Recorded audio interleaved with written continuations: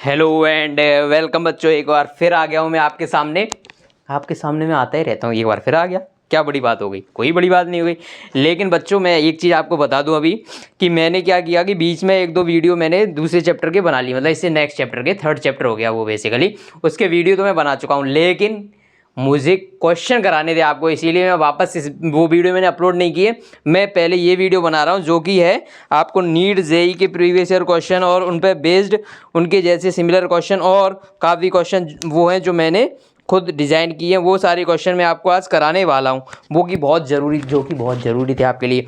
तो मैंने क्या किया, क्वेश्चंस का प्रिंट आउट निकलवा लिया। अभी मैं आपको क्वेश्चन सॉल्व कराना स्टार्ट कर देता हूँ। तो चलो क्वेश्चन नंबर 1 से स्टार्ट करते हैं, ठीक है। ये कुछ प्रीवियस ईयर क्वेश्चन है, कुछ वैसे क्वेश्चन है, ऐसे क्वेश्चन है, मतलब कुल मिला के क्वेश्चन हैं बहुत सारे, ठीक है।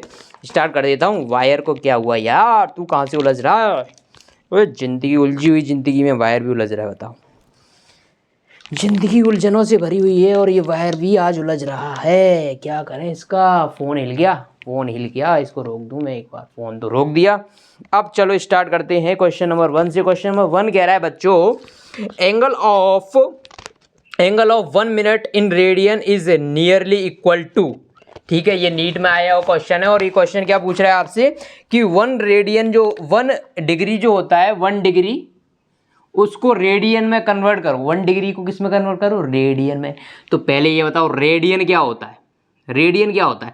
तो आपको पता है 360 डिग्री का जो एंगल होता है वो होता है 2 pi radian,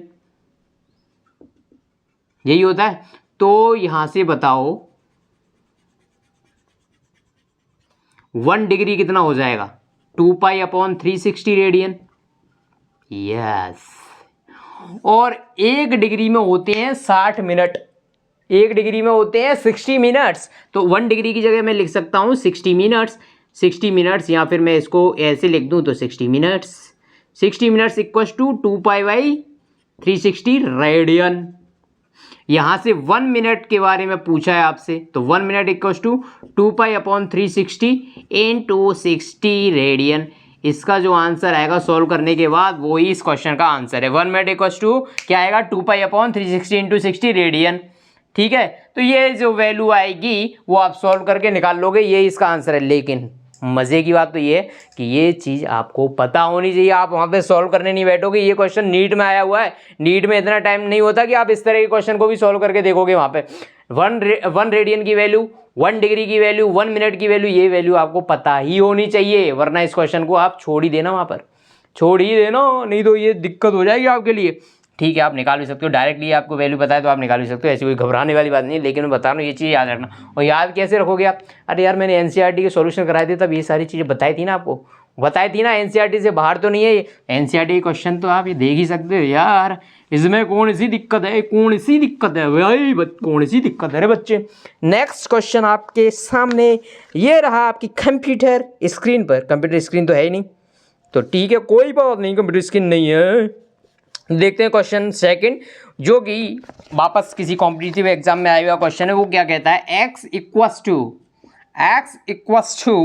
8 plus V T square, this is the equation. Now the examiner is asking where x is distance travelled.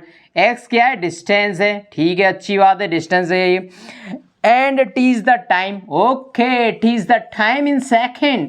Then आपसे पूछा है then the units of v is, b की यूनिट क्या होगी? b की यूनिट क्या होगी?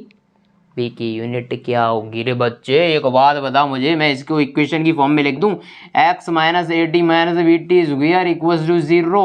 तो आपको पता होना चाहिए भैया कि जो भी कोई इक्वेशन होती है उसमें हर एक टर्म की डायमेंशन सेम होती है। मतलब dimension of x equals to dimension of 80 equals to dimension of bt square, ठीक है। x के बारे में क्या होता है? डिस्टेंस, जो कि है मीटर में। a के बारे में क्या होता है? कुछ नहीं बताया। t के बारे में ये किस में है? सेकंड में, यस। b निकालना है किस में? t किस में भैया? सेकंड में, तो ये हो जाएगा सेकंड स्क्वायर, क्योंकि t का स्क्वायर है वहाँ से। तो यहाँ से a की यदि यूनिट पूछ ले कोई तो मीटर पर सेकेंड, इन दोनों को कंपेयर कर लेना। यदि इसकी वैल्यू पूछ ली b की यूनिट पूछ ली तो इन दोनों को कंपेयर कर लो। तो यहाँ से metre equals to B into second square, तो यहाँ से बी की जो यूनिट आएगी मीटर पर सेकेंड स्क्वेयर, मीटर पर सेकेंड स्क्वेयर। यदि मैं इसको देखूँ S equals to U T plus half A T square, ये क्या है, S equals to U T plus half A T square, ये है क्या, ये भैया आपकी न्यूटन्स की इक्वेशन है। और ये कौन सी इक्वेशन है, सेकंड इक्वेशन है, सेकंड इक्वेशन है ना, उसमें एस क्या होता है, या डिस्प्लेसमेंट होता है, डिस्प्लेसमेंट। तो यदि इस एक्स से कंपेयर करो, इस इक्वेशन को मैं बता रहा हूँ कि यदि आप इससे देखो तो डायरेक्टली बता सकते थे। वहाँ पे देखो, अब आप ये मत बोल देना कि सर यहाँ पे तो एक्स डिस्टेंस दे रखा है जबकि इसमें डिस्प्लेसमेंट होता है, मुझे पता है, लेकिन यूनिट और डायमेंशन के लिए डिस्टेंस हो या डिस्प्लेसमेंट दोनों ही बराबर बात है। डिस्टेंस डिस्प्लेसमेंट अपने आप में इक्वल नहीं है, लेकिन भैया दोनों की डायमेंशन सेम है, क्या है, कैपिटल एल। दोनों की यूनिट सेम है, क्या है, मीटर में यदि दे रखी तो मीटर, सेंटीमीटर देखा मतलब यूनिट सेम है, समझ गए ना। यदि मैं इनको कंपेयर करूं तो यहाँ S equal to U T plus half A T square, यहाँ पे ऐसी इक्वेशन ही दिख रही है मुझे लगभग, तो यहाँ पे यू ए को क्या से रिप्लेस कर सकता हूँ, यू होगा यहाँ पे, बी क्या है एक्सलेशन, तो यू की क्या डायमेंशन आनी चाहिए थी, जो कि ए की डायमेंशन है, मतलब यहाँ पे ए की वही डायमेंशन है जो कि यू की है। यू क्या है यहाँ पे, वेलोसिटी, वेलोसिटी डायमेंशन मीटर पर सेकंड आ रही है ना, ए की डायमेंशन यही आ रही है, बिल्कुल आ रही है। बी की डायमेंशन ए की डायमेंशन जैसी होनी चाहिए, यस है, oh v equal to half A D square, और यहाँ से b बराबर आ जाएगा हाफ ए के। यहाँ पर a क्या है एक्सेलरेशन, और इसकी तो कोई डायमेंशन होती नहीं है भैया, इसकी कोई, तो a की डायमेंशन जो होगी वही b की डायमेंशन, मतलब एक्सेलरेशन की डायमेंशन है वही कांस्टेंट b की डायमेंशन होगी, तो इसकी डायमेंशन मीटर पर सेकंड स्क्वायर आनी चाहिए थी, जो कि आ भी रही है, जो कि आ भी रही है। एक मिनट में कुछ चालू कर दूँ फैन वगैरह, मुझे लग रही है गर्मी यार, गर्मी यार, गर्मी गर्मी है भाई, गर्मी है। ठीक है, थोड़ा सा ठंडा कर लिया जाए रूम को, नहीं तो ठीक है, हो गया ठंडा, आ गया मैं वापस। ये बात समझ में आ गई आपको, बहुत अच्छा प्यारा क्वेश्चन है, कॉन्सेप्चुअली आपको कैसे सॉल्व करना था, कैसे समझना था, इसके बारे में आप समझ ही गए हो। नेक्स्ट क्वेश्चन आपकी स्क्रीन पर नहीं, व्हाइट बोर्ड पर ये रहा, plane angle and solid angle have, plane angle और सॉलिड एंगल हैव, ये लिख दिया स्टेटमेंट। फिर आपसे पूछा है कुछ 3-4 टर्म दे रखे, 3-4 जो दे रखे हैं स्टेटमेंट, उसमें फर्स्ट स्टेटमेंट है both unit and dimension. Plane angle और एंगल, इनके पास यूनिट और डायमेंशन दोनों होती हैं क्या। फिर दूसरा ऑप्शन है यूनिट होती है डायमेंशन नहीं होती, तीसरा ऑप्शन है यूनिट नहीं होती डायमेंशन होती है, चौथा ऑप्शन है ना यूनिट होती है ना डायमेंशन। बताओ इसमें क्या होता है, बताओ इसमें क्या होता है। पढ़ाया था तभी बताया था मैंने, प्लेन एंगल की यूनिट है क्या, है रेडियन। सॉलिड एंगल की यूनिट है क्या, हाँ है, क्या स्टेरेडियन। क्या इनकी कोई डायमेंशन है, क्या इनकी कोई डायमेंशन है क्या, नहीं है सर, इसकी कोई डायमेंशन नहीं है। तो एंगल की और सॉलिड एंगल की कोई डायमेंशन नहीं होती, लेकिन यूनिट होती है। तो ऑप्शन क्या हो जाएगा, they both have units but not dimension. इन दोनों के पास यूनिट है लेकिन डायमेंशन नहीं है। नेक्स्ट क्वेश्चन आपके यहाँ ये रहा। अच्छा, इसमें बहुत सारे क्वेश्चन आपके चैप्टर नंबर 1 से लेके और 15 तक, मतलब जो आपकी क्लास नंबर 12 है उसके से बिलोंग करते हैं, उनको मैं नहीं करा रहा। क्यों नहीं करा रहा सर, इसलिए नहीं करा रहा क्योंकि देखो 11th में जो टर्म पढ़नी है मैकेनिक्स में, वो सारी चीज़ें तो मैं आपको अभी करा देता हूँ सॉल्व, क्योंकि जनरली आपको आइडिया होता है एक्सेलरेशन क्या है, वेलोसिटी क्या है, ये बहुत सारी चीज़ें पता है आपको। नहीं भी पता है तो मैं बता चुका हूँ, ठीक है।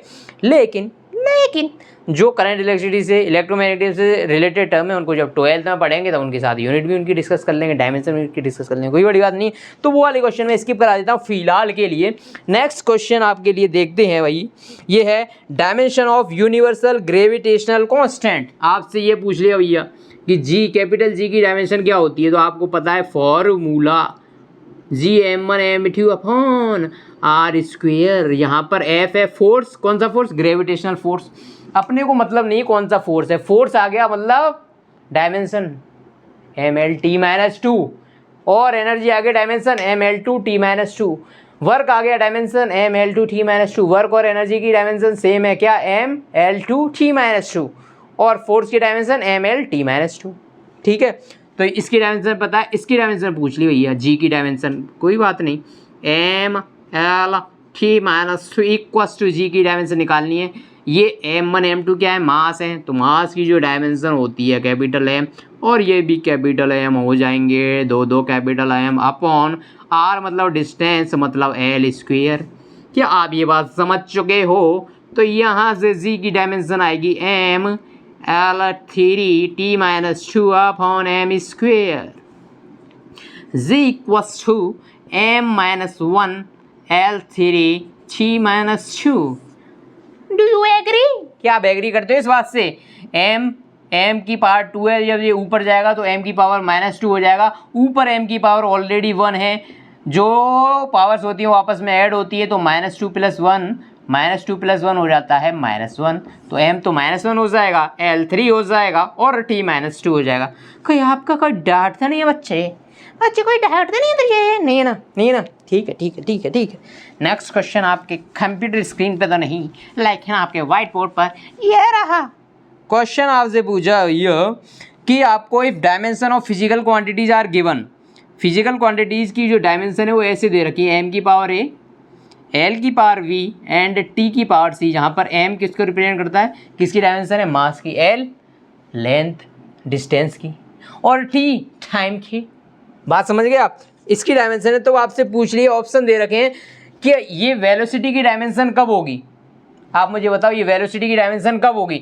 ये वेलोसिटी की डायमेंशन क्या होती है, L-t-1, ये होती है डायमेंशन। ये कैसे आती है, velocity equals to displacement upon time. Displacement मतलब डिस्टेंस वाली डायमेंशन ही होती है L और नीचे T, तो L-t-1 इसकी डायमेंशन होती है ना वेलोसिटी की। अरे बच्चे L-t-1 होती है। बताइए L-t-1 कैसे आएगी वैल्यू, जब a की वैल्यू 0 हो जाए, क्योंकि इसमें मास की कोई भी टर्म नहीं होती वेलोसिटी में। a की वैल्यू 0 हो जाए, b की वैल्यू कितनी हो जाए 1 और c की वैल्यू हो जाए -1। तो ये देख लो आप a0 v1 c-1 यदि जब हो गया तो ये वाली डायमेंशन किसकी डायमेंशन बन जाएगी, वेलोसिटी की। नेक्स्ट ऑप्शन इसमें था एक्सेलरेशन की डायमेंशन कब होगी। ये एक्सेलरेशन की जो डायमेंशन होती है, एक्सेलरेशन क्या होता है, वेलोसिटी अपॉन टाइम। तो वेलोसिटी की डायमेंशन अभी निकाल लिया L-t-1 अपॉन t, तो ये डायमेंशन होती है L-t-2। L-t-2 एक्सेलरेशन की डायमेंशन। तो ये वैल्यू कब आएगी, जब a की वैल्यू तो 0 हो जाए, b की वैल्यू 1 हो जाए एंड c की वैल्यू -2 हो जाए। कोई डाउट तो नहीं है रे बच्चे? ठीक है, ये भी ऑप्शन हो गया। सी ऑप्शन था, ये फोर्स की डायमेंशन कब होगी बच्चे। तो फोर्स की डायमेंशन होती क्या है, फोर्स फादर इक्वल्स टू माँ। मेरे लिए तो मम्मी पापा सेम है, आप बोलते हो ना मेरे तो मम्मी, तो बस न्यूटन का सेकंड जो लॉ था भैया ये बोल रहा था, ये भी यही बोल रहा था कि फादर जो होते हैं माँ के इक्वल होते हैं। आपके लिए फादर मदर इक्वल है ना, तो फादर इक्वल्स टू माँ, यही है न्यूटन का नियम, यही बताता है। एफ की जो फॉर्मूला होता है F = m। ठीक है, फिलहाल अभी अपन इसकी डायमेंशन निकालते हैं। m क्या है यहाँ पर, मास, तो इसकी डायमेंशन ये है कैपिटल M। एक्सेलरेशन की L-t-2, ये तो मैंने आपको बताई दिया। फोर्स की डायमेंशन हमेशा याद रखो L-t-2। तो बताओ ये फोर्स की डायमेंशन कब बनेगी, जब m की पावर 1 है यहाँ पर, तो मतलब a की वैल्यू 1 हो जाए, l की पावर b है मतलब b की वैल्यू 1 हो जाए एंड c की वैल्यू हो जाए -2। इस तरह से ये फोर्स की डायमेंशन बन जाएगी। ऑप्शन नंबर डी था इसका। जब प्रेशर की डायमेंशन कब होगी, ये प्रेशर इक्वल टू होता है फोर्स पर यूनिट एरिया। एरिया की डायमेंशन लेंथ का स्क्वायर, एरिया की डायमेंशन लेंथ का स्क्वायर। क्यों? क्योंकि भाई किसी भी चीज़ का एरिया लिखोगे आप, जैसे सर्किल का एरिया होता है πr², r 2 बार आ रहा है, r² आ रहा है, r × r, एक बार r की डायमेंशन मल्टीप्लाइड बाय दूसरी बार r की डायमेंशन, तो l² हो जाएगा ना वहाँ पर। कोई भी एरिया ले लो, जैसे area of rectangle, length into width, length की डायमेंशन l, विड्थ की वापस l, तो length into length l into l² आ जाएगा, मतलब एरिया की डायमेंशन l² हो जाएगी। फोर्स की डायमेंशन मैं निकाल चुका हूँ, ये रही m/L-t-2 अपॉन एरिया की L², तो ये डायमेंशन हो जाएगी m/L-1t-2। अब मैं इसको कंपेयर करूँ इस वाले इक्वेशन से, तो कंपेयर करने पे मुझे क्या पता चलेगा, जब a की वैल्यू 1 हो जाएगी, b की वैल्यू -1 हो जाएगी एंड c की वैल्यू -2 हो जाएगी, तो ये वाली डायमेंशन इसके इक्वल हो जाएगी। आज समझ गए ना बालों को समझ गए ना। तो इस तरह से अपन ने ABC की वैल्यू निकाल ली। 4 ऑप्शन आपको दिए हुए थे, आपको सिर्फ इनको देखना था। नेक्स्ट क्वेश्चन आपके लिए ये रहा, और क्वेश्चन आपसे बोलता है क्वेश्चन आपसे बोलता है, हाँ क्वेश्चन भी बोलने लग गए आज। पूछ रहा है डायमेंशन ऑफ स्ट्रेस। स्ट्रेस की डायमेंशन क्या है? स्ट्रेस का फॉर्मूला क्या है? अभी प्रेशर का फॉर्मूला क्या लिखा था? फोर्स पर यूनिट एरिया। और स्ट्रेस का फॉर्मूला क्या है? स्ट्रेस का फॉर्मूला क्या है रे बच्चे? फोर्स पर यूनिट एरिया है क्या? नहीं है। प्रेशर का तो मैंने बता दिया, फोर्स पर यूनिट एरिया ये बता दिया था। स्ट्रेस का फॉर्मूला क्या है? स्ट्रेस इक्वल्स टू फोर्स पर यूनिट एरिया। यही फॉर्मूला है इसका, यही फॉर्मूला है। जो एफ बाई ये वहाँ पे था, ये भी एफ बाई ये यहाँ पे, तो मैं इसको क्यों निकालूं? मैंने अभी प्रेशर की डायमेंशन निकाल दी, वही डायमेंशन स्ट्रेस की भी होगी, वही डायमेंशन स्ट्रेस की भी होगी। नेक्स्ट क्वेश्चन आपके लिए ये रहा आपकी कंप्यूटर स्क्रीन पर। If E and G respectively denote energy and gravitation constant then E by G. अच्छा, इसने पूछ लिया आपसे इसकी डायमेंशन बताओ, जहाँ पर ई क्या है? एनर्जी एंड जी है ग्रेविटेशनल कांस्टेंट। जी क्या है? Gravitational constant. इन दोनों का रेशियो पूछ लिया। अरे भाई आपसे इन दोनों का रेशियो पूछ लिया। एनर्जी की डायमेंशन मैंने आपको रटा के पागल हो गया मैं, आप तो नहीं हो गए, आपको नहीं हो। और जी की डायमेंशन अभी अपन ने निकाली थी, F equals to G m1 m2 अपन r स्क्वायर करके निकाली थी ना, वो डायमेंशन यहाँ पे पुट कर दो और ये डायमेंशन पता है तो दोनों का रेशियो पता चल जाएगा। अरे बच्चे, भोले बच्चे, प्यारे बच्चे, दुलारे बच्चे, ये आपको समझ में आ गई नहीं बात? ये बात आपको समझ में आ ही जानी चाहिए थी, यही बात आपको समझ में आ जानी चाहिए थी। तो आप समझ गए होंगे, आई थिंक यू अंडरस्टूड। लेकिन आप इसमें गेम खेल सकते हो यार। एक गेम खिला दूं क्या मैं आपको? ई बाई जी यहाँ पे आपसे पूछ लिया। अब देखो फॉर्मूले को तो भूल जाओ आप, फॉर्मूले सब दिमाग से निकाल दो। आप सिर्फ डायमेंशन की और यूनिट की बात करेंगे तो अपने को पता है डायमेंशन के लिए एनर्जी वर्क के इक्वल है। एनर्जी और वर्क में कोई डिफरेंस नहीं है जब अपन वर्क बात कर रहे हैं यूनिट और डायमेंशन की, तो क्योंकि दोनों की यूनिट और डायमेंशन सेम है। Any doubt? No doubt sir, no doubt, we have no doubt, we never have any doubt. Okay, क्योंकि आप पढ़ते नहीं हो तो डाउट कैसे आएगा? ठीक है, बता दें। अब मुझे एक बात बताओ, ऊपर एनर्जी लिखा है ठीक है, मुझे F equals to G m1 m2 upon r square ये चीज़ पता है, ये चीज़ मुझे पता है। क्या पता है मुझे? तो मुझे बताओ एनर्जी इक्वल्स टू वर्क होता है। एनर्जी और वर्क एक ही बात है, एनर्जी और वर्क एक ही बात है। तो मैं यदि वर्क लिखना चाहूँ, तो F इंटू एस लिख दूंगा। तो मैं क्या करता हूँ, दोनों साइड एस का मल्टीप्लाई कर देता हूँ बच्चे। एस होता क्या है? एस डिस्प्लेसमेंट है, यहाँ पर एस डिस्प्लेसमेंट है। तो ये भी क्या बन गई एक तरह से, ये भी क्या बन गई? एनर्जी। तो यहाँ पे मैं एनर्जी लिख दूँ, क्यों? सिर्फ डायमेंशन की टर्म में बात कर रहा हूँ बच्चे, कंफ्यूज मत हो जाना तू रे कि सर ने फोर्स को, वर्क को इसको इक्वल। सिर्फ डायमेंशन के लिए एनर्जी और वर्क एक ही बात है। तो मैंने दोनों साइड इसका मल्टीप्लाई किया और इसको m1 m2 और ऊपर क्या एस मतलब देखो m1 m2 को मैं m इंटू एम लिख सकता हूँ ना, m स्क्वायर, क्योंकि दोनों की डायमेंशन m है। ऊपर s की डायमेंशन भी l होगी, नीचे इसकी डायमेंशन भी l स्क्वायर होगी। ठीक है ना बच्चे, बात तू समझ गया ना? तो मैं z को क्या लिख देता हूँ, E L upon M square. क्या कोई डाउट तो नहीं है रे तुझे? ओ भोले बच्चे, कोई डाउट तो नहीं है? देख मैंने क्या किया यहाँ पर, E equals to G M square L upon L square आया था, तो एक एल से एक एल यहाँ से चला जाएगा, तो नीचे सिर्फ क्या बचेगा? एक एल बचेगा, क्योंकि एक एल चला जाएगा तो एक बचेगा, एक बच गया। फिर मैंने क्या किया, G equals to E multiplied by L upon M square हो गया। अब मुझे जी को ई के फॉर्म में लिखने का एक सुनहरा अवसर मिल गया, तो मैं लिख देता हूँ E L upon M square. तो यहाँ से M square upon L ratio आ गया एम स्क्वायर एल -1, क्योंकि ई से ई छुला गया। एम स्क्वायर ऊपर आ जाएगा, एम स्क्वायर अपॉन एल या फिर एम स्क्वायर एल -1 ये वैल्यू है। तो डायरेक्ट मैंने रेशो निकाल दिया एम स्क्वायर एल -1। ये मैंने यहाँ पर किया है आपके लिए, तब इतना टाइम लग गया। आपको कोई टाइम लगेगा क्या? नहीं लगेगा ना। आपको जी को ऐसी, चलो छोड़ो यार, इतना क्यों सोचना तुम्हें, छोड़ दो इसको। मैंने जैसे बताया ना, आप ऐसे समझ लो। ये तो जिनको समझना था वो समझ चुके, जिनको समझना था वो समझ चुके रे बच्चे, जिनको समझना था वो समझ गए कि मैंने क्या गेम खेला था यहाँ पर। ठीक है, अब गेम आपको नहीं खेलना, आप नॉर्मल तरीके से कर सकते हो। डायमेंशन ऑफ स्ट्रेस वगैरह निकाल लिया अपन ने।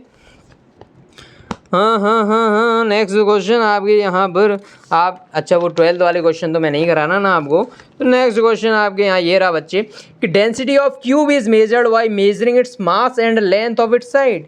एक क्यूब है भाई, एक क्यूब है, उसकी डेंसिटी मेजर करी, कैसे मेजर करी, मास निकाला और उसकी साइड की लेंथ निकाल ली, ठीक है। डेंसिटी का फॉर्मूला मास अपॉन वॉल्यूम, लेकिन क्यूब के लिए वॉल्यूम क्या होगा, एल क्यूब। क्यूब के लिए जितनी लेंथ उतनी हाइट उतनी विड्थ, तीनों सेम होती है, तो rho equals to M L cube, यही फॉर्मूला आएगा ना। यदि मुझे परसेंटेज एरर निकालनी पड़ जाए इसमें, तो क्या मैं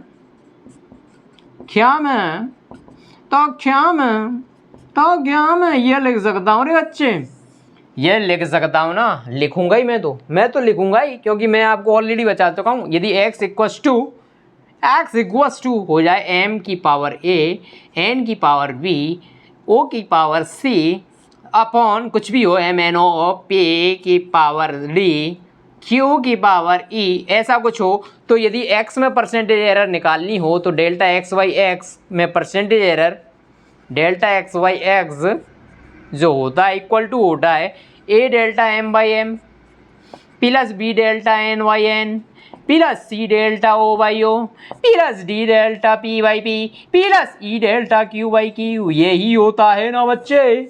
ये तो कौन सी एरर हो गई इनकी, ये कौन सी एरर हो गई रे बच्चे, ये कौन सी, रिलेटिव एरर। यदि मैं इसमें 100 का मल्टीप्लाई कर दूं दोनों साइड तो परसेंटेज एरर आ जाएगी ना। तो percentage error in x equals to a multiply by percentage error in m plus b multiply by percentage error in n plus c multiply by percentage error in o plus d multiply by percentage error in p, ऐसे ही कर करके e multiply by percentage error in q, ऐसे लिख सकता हूँ ना, ऐसे लिख सकता हूँ ना, ये मैं पहले ही बता चुका हूँ। तो अब यहाँ से मैंने डेंसिटी को ऐसे कैसे लिख दिया बता दिया।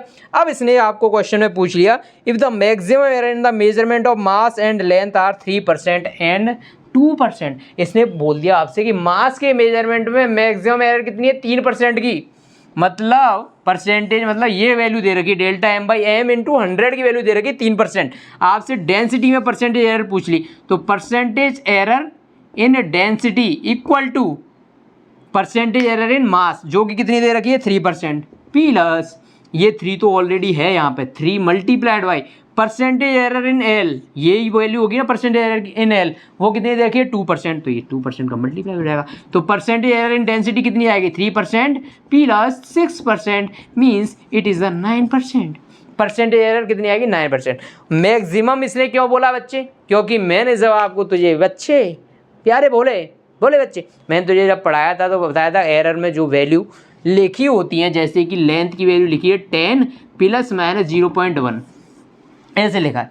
तो यहाँ पे जो 0.1 होती है ये मैक्सिमम एरर होती है। मैक्सिमम एरर मतलब 10 मेजरमेंट करते टाइम जो मैक्सिमम एरर आ सकती है 0.1 आ सकती है प्लस में और 0.1 आ सकती है माइनस में, मतलब एरर इनके बीच में ही लाई करेगी, इनसे बाहर नहीं जाएगी। 0.11 नहीं हो सकती, 0.1 के अंदर ही होगी, और मैक्सिमम एरर 0.1 हो सकती है। इसीलिए इसने लगाया मैक्सिमम एरर दे रखी। क्यों दे रखी मैंने आपको समझा दिया, बस ये तो आपको समझना था। लेकिन आपने क्यों वैल्यू दे रखी थी उस हिसाब से आपने आन स्वर निकाल दिया। कौन सा स्वर निकाल दिया, आन स्वर। ये बच्चों ऐसा स्वर है जो सारा ही गामा पा धा नी सा में नहीं आता, ये अलग ही है एक स्वर, ये अलग ही स्वर है। यदि ये स्वर आ गया ना तो नीट से ही क्वालिफाई हो जाते हैं। नेक्स्ट क्वेश्चन है percentage error in measurement of mass and speed are.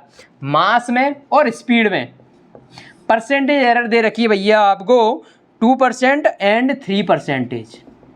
अच्छा क्वेश्चन में लिखा हो कि मास में और वेलोसिटी में रेस्पेक्टिवली परसेंटेज एरर इतनी है, तो उस रेस्पेक्टिवली का मतलब क्या होता है बच्चे, रेस्पेक्टिवली का मतलब होता है कि जो वैल्यू पहले दे रखी है उसकी वैल्यू पहले दे रहा है। जैसे कि इसने बोला, स्टेटमेंट बता देता हूँ, the percentage error in mass and velocity respectively, percentage error in mass and velocity respectively are 3% and 2%।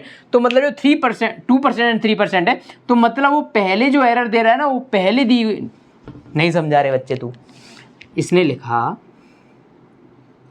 Mass and velocity have respectively 2% and 3% error, ऐसे लिख दिया। तो M and V have respectively तो मतलब पहले जो एरर वैल्यू दे रखी है वो इसकी वैल्यू है और दूसरी वैल्यू वो इसकी वैल्यू। समझ गया ना बच्चे? बच्चे भोले बच्चे समझ गया, ठीक है। अब इसने पूछ लिया error in estimation of kinetic energy. भैया मास और वेलोसिटी में एरर दे दी, काइनेटिक एनर्जी में एरर पूछ ली, तो काइनेटिक एनर्जी का फॉर्मूला, कौन सा मूला? फॉर्मूला ये होता है तो डेल्टा के ई अपॉन के ई मल्टीप्लाइड बाई 100 इक्वल्स टू, इसकी कोई भी यूनिट डायमेंशन नहीं होगी, इसको हटा दो यूनिट, तो delta M by M into 100 plus 2 delta V by V into 100। तो ये क्या है? Percentage error in kinetic energy, जो कि अपने से पूछी है। तो परसेंटेज एरर इन एम कितनी है? 2% plus 2 into percentage error in velocity कितनी है? 3%। Now you will see that 2% plus 6% that is 8%, that is the answer, that is the answer. क्या आप समझ गए ना बच्चे?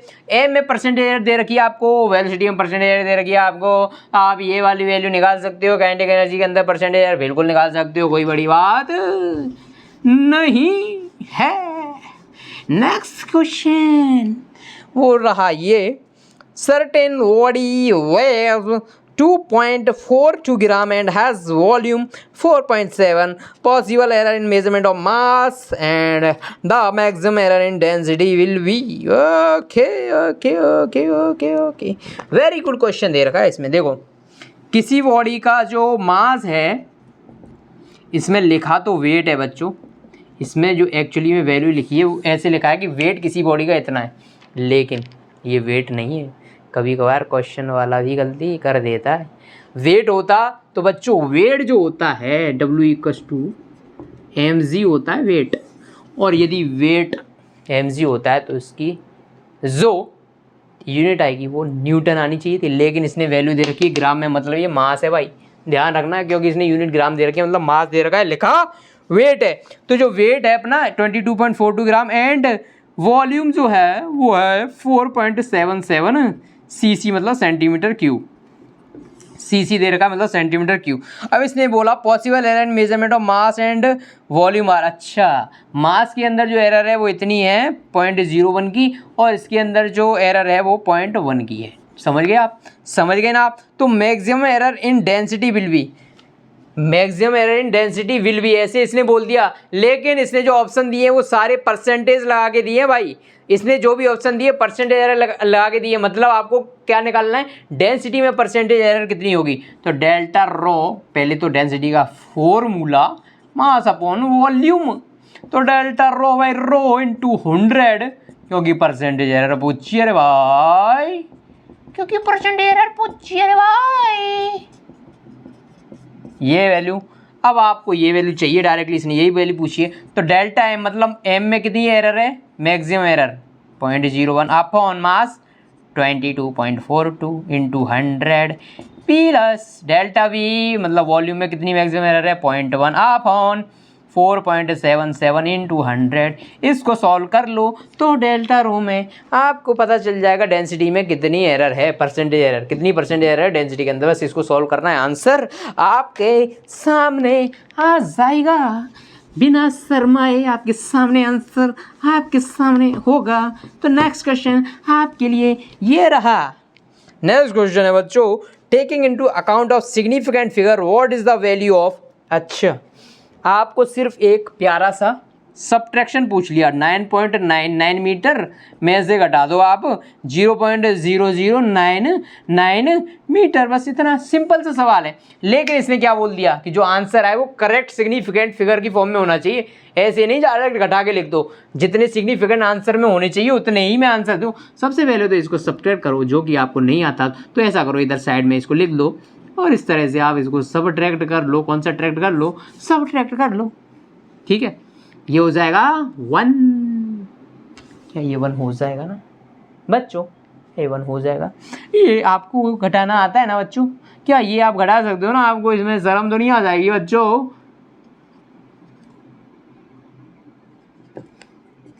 क्या यही आंसर आएगा इसका?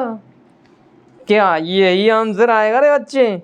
इसको मैं घटाना नहीं सिखा रहा तुम्हें, मैं तो बोल रहा हूँ आप इसको सब्ट्रैक्ट करो, जो भी आंसर आए। अब मैं ये आपको क्या बताना चाह रहा हूँ, जो आप सुनो, इसको सब्ट्रैक्ट कर लोगे, आंसर निकाल लोगे। आंसर जो भी निकालोगे उसमें कितने, अब इसको भूल जाओ, ये तो घटाने के लिए था। अब इसको देखो, जो क्वेश्चन दिया है उसको, क्वेश्चन अब दे रखा है आपको। अब बताओ कि जो आंसर आएगा उसमें कितने सिग्निफिकेंट फिगर होने चाहिए। तो देखो, एडिशन और सब्ट्रैक्शन में सिग्निफिकेंट फिगर से कोई मतलब नहीं होता है फाइनल आंसर के लिए। फाइनल आंसर के लिए आपको सिर्फ ये देखना है, इसमें पॉइंट के बाद कितनी डिजिट है, 2, इसमें पॉइंट के बाद कितनी डिजिट है, 4। तो फाइनल आंसर में पॉइंट के बाद उतनी डिजिट होनी चाहिए जितनी इन दोनों में से मिनिमम है। तो जो भी फाइनल आंसर आएगा उसमें पॉइंट के बाद 2 डिजिट आनी चाहिए, सिर्फ पॉइंट के बाद 2 डिजिट आनी चाहिए। माना कि आंसर 8908 ऐसा कुछ आ गया, तो आपको सिर्फ 9.89 आंसर लिखना है। ये वाली दोनों टर्म गायब करनी है, लेकिन अपने मन से गायब मत कर देना भाई। इसका आंसर तो आप निकाल लोगे, लेकिन अपने मन से गायब मत कर देना। अभी मैंने इसको अपने मन से गायब कर दिया क्योंकि 9 के बाद जो वैल्यू आ रही थी वो 0 थी, और 0 मतलब 5 से छोटी वैल्यू। 5 से छोटी वैल्यू होती है तो उसके पीछे वाली जो भी नंबर होता है उसको एग्जिटिस लिख दिया जाता है, कोई भी दिक्कत नहीं आती। लेकिन यदि यहाँ पर वैल्यू आ जाती 6, तो आपको 9.89 को क्या कर सकते हो, बढ़ा के 9.90, ध्यान रखना इस बात को, 9.90। यदि यहाँ पे 6 से बड़ी वैल्यू होती, 6 से छोटी है तो वो ठीक है। यदि यहाँ पे 50 ऐसा होता, वो सारी चीज़ें मैं नहीं बता रहा यार, वो मैंने जब पढ़ाया था तब आपको बताया था ये रूल क्या होते हैं, 5 वाले सारे रूल बताए थे। 5, यदि 5 से बड़ी वैल्यू है तब क्या होगा, 5 से छोटी वैल्यू है तब क्या होगा, यदि 5 ही आ गया तब क्या होगा, 5 के लिए अलग रूल है। यदि 5 है और उसके बाद 0 है तो कोई चेंज नहीं करना, लेकिन 5 के बाद नॉन जीरो नंबर है तब पीछे वाले में चेंज करना होता है। डिपेंड करता है पीछे वाला नंबर इवन है या ऑड है। ऑड है तो ब्रॉड करो, इवन है तो जाने दो। बताए देना सारे रूल, ये आपको चैप्टर पढ़ना पड़ेगा, यहाँ से सारे रूल समझा दूंगा कि आपको। ये तो क्वेश्चन न्यूमेरिकल प्रैक्टिस के लिए ना ये सेशन। नेक्स्ट क्वेश्चन देखते हैं, area of rectangular field of length. अच्छा, एक फील्ड का एरिया जिसकी लेंथ दे रखी है भैया आपको 50.5.3 मीटर, एंड विड्थ दे रखी है आपको 25 मीटर। ठीक है, अच्छी बात है। After rounding off the value for current significant figure. अच्छा, आपको एरिया निकालना है। एरिया तो बहुत इजी है, लेंथ इंटू विड्थ कर दूंगा, एरिया आ जाएगा। लेकिन इसने पूछा करेक्ट सिग्निफिकेंट फिगर तक एरिया बताओ, तो मैं इसको मल्टीप्लाई तो कर दूंगा, ठीक है मल्टीप्लाई तो कर दूंगा, लेकिन जो फाइनल आंसर होगा वो कितना होगा पहले तो ये देखते हैं। तो ये 25 3 जा 75, 7 इधर आ जाएगा, ये 25 5 जा 125, 125 मतलब 132, 30 इधर आ जाएगा, और ये 25 5 जा 125, और ये हो जाएगा 135 और 138। ये आंसर ये हो जाएगा, ये ठीक है, ये आंसर है दिख रहा है मुझे। क्या यही आंसर होगा? क्या यही आंसर होगा? तो इसके लिए आपको क्या करना होता है, इसके लिए आपको देखना होगा बच्चों कि इसमें सिग्निफिकेंट फिगर देखने होंगे, और सिग्निफिकेंट फिगर के अकॉर्डिंग ही आपको आंसर देना होगा। वो कैसे दोगे आप? मल्टीप्लिकेशन और डिवीजन के लिए क्या रूल होता है, मल्टीप्लाई और डिवाइड जब कर रहे हो तो जो भी आपके पास नंबर है उनको मल्टीप्लाई कर दो, उनमें जिनमें सबसे मिनिमम सिग्निफिकेंट फिगर होते हैं आंसर में भी उतनी सिग्निफिकेंट फिगर होनी चाहिए। तो बताओ इसमें कितने सिग्निफिकेंट फिगर हैं? 3। इसमें कितने सिग्निफिकेंट फिगर है? 2। आंसर में भी कितने होने चाहिए? 2। आंसर में कितने होने चाहिए? 2। तो क्या मैं इसको डायरेक्टली 13 लिख दूँ? आंसर 13 लिख दूँ, इसका 13 लिख दूँ आंसर? आंसर तो आया भैया 1382.5, 1382.5, 1382.5। तो मैं 13 मतलब 2 डिजिट तक मुझे करना है, तो 13 नहीं, ऐसा नहीं करना, ऐसा नहीं करना, ऐसा नहीं करना। तो मैं क्या करूं सर क्या करूं मैं? तो इसके लिए आपके पास एक चीज़ है, ज़बरदस्त चीज़ है, वो ज़बरदस्त जिंदाबाद भी चीज़ है। आप क्या करो, इसको 10 टू दी पावर की फॉर्म में लिखो भैया, 10 टू दी पावर की फॉर्म में। इसमें कितने सिग्निफिकेंट रखने हैं आंसर में? 2 सिग्निफिकेंट फिगर यदि मैं रखना चाहता हूँ तो क्या मैं इसको 1.3825 ऐसे लिख लूँ? इसमें 10 की पावर कितनी जाएंगी भाई? 3 3 जाएंगे ना 10⁵, समझ गए ना आप।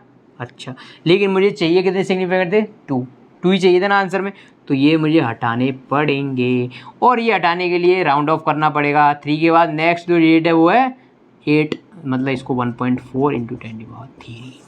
क्या ये बात आपको समझ में आ गई? क्या ये बात आपको समझ में आ गई या नहीं आई? बताओ बताओ बताओ, अरे बता दो बच्चों, क्यों शर्मा रहे हो आप? यदि आंसर आपको 14 × 10⁻² दे रखा हो तो कोई प्रॉब्लम है क्या? तो कोई प्रॉब्लम है क्या? अरे इसमें भी 2 सिग्निफिकेंट फिगर है और इसमें भी 2 सिग्निफिकेंट फिगर है, कोई भी दिक्कत नहीं है। यहाँ पे 10⁻3 था, यहाँ पे 10⁻2 हो गया, कोई भी दिक्कत नहीं है। समझ गए आप? समझ गए ना बच्चे? क्योंकि आपको आंसर में 2 सिग्निफिकेंट, ये मल्टीप्लिकेशन और इसके रूल हैं, रूल पढ़ने ना भाई, रूल बुक में जाके। और रूल बुक कहाँ है? जब मैंने लेक्चर पढ़ाया था तब रूल बुक बताई थी। रूल बुक मतलब मैंने सारे के सारे आपको बताए थे क्या क्या कैसे कैसे कहाँ से आता है। नेक्स्ट क्वेश्चन आपके लिए ये रहा, screw gauge has least count. ये एक स्क्रू गेज है, कौन सा गेज है? स्क्रू गेज है, जिसका लीस्ट काउंट है 0.01 mm and there are 50 division on circular scale. Circular scale पे 50 डिवीजन है। इसकी पिच पूछ लिया आपसे, पिच बताओ, पिच बताओ। Least count upon number of circular scale division, least count 0.01, circular scale division 50। Answer यही है आपका, बस यही पिच की वैल्यू हो जाएगी।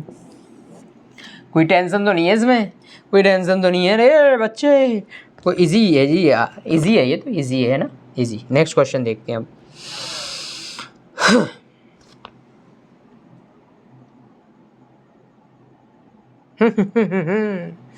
नेक्स्ट क्वेश्चन देखें।